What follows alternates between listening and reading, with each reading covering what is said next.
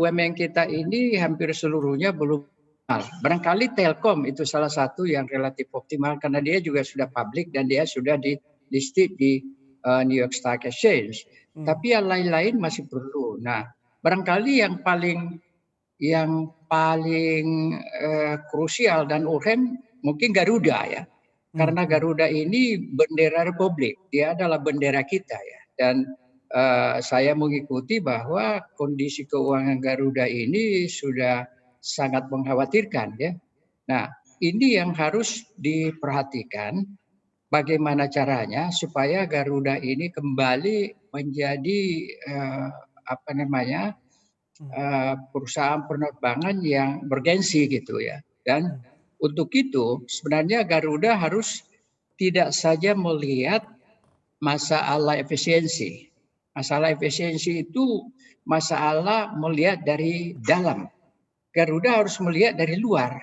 Garuda harus membangun strategi untuk bisa memantapkan strategi pemasarannya untuk memperoleh revenue. Karena bagi badan usaha yang paling penting itu sebenarnya revenue, top line namanya. Nah, revenue ini harus digenjot begitu. Nah, kalau Garuda tidak melihat kondisi dari luar, maka dia tidak akan mungkin bisa menganalisa strategi pemasarannya bagaimana.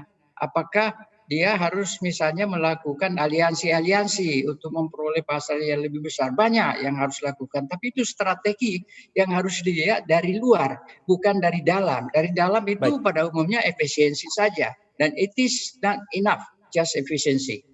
Ya, karena Anda sudah membahas Garuda Indonesia, ini menarik. Bahkan sebelum masa pandemi saja Pak Tanri, Garuda ini kan sebenarnya sudah agak sedikit engap-engap dan kehabisan nafas, ditambah dengan masa pandemi di industri aviasi. Mereka sudah melakukan apapun untuk mempertahankan paling tidak cash flow-nya. Termasuk Anda sebutkan tadi efisiensi karyawan juga sudah. What's next? Saran Anda untuk Garuda Indonesia yang paling solutif dengan kondisi saat ini apa sih Pak yang bisa diambil Garuda?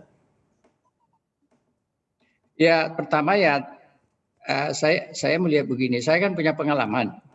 Tahun 98 Garuda bangkrut dan hampir di-grounded ya. Yang pertama saya lakukan, menunjuk orang yang paling jago untuk mengelola badan usaha itu. Jadi pertama benahi manajemennya dulu dan biarkan manajemennya yang berpikir, jangan pemerintah yang berpikir. Masa kita udah naruh orang lalu kemudian kita berpikir lagi kan?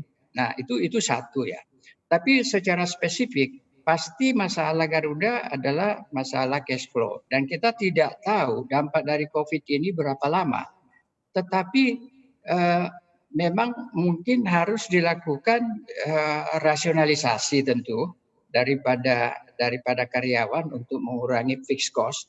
Tetapi yang tidak kurang pentingnya adalah seperti saya katakan tadi, melakukan strategi pemasaran yang efektif ya.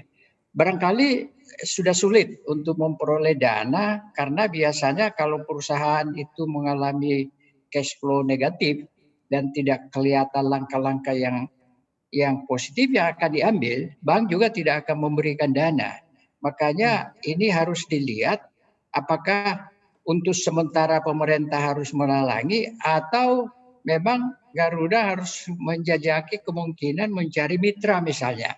Atau minjam duit daripada bank yang terkait dengan supply aircraft dan lain-lain sebagainya. Jadi memang harus banyak inisiatif dan kreativitas yang harus dilakukan oleh Garuda. Dan itu harus diberikan tanggung jawab itu kepada manajemennya.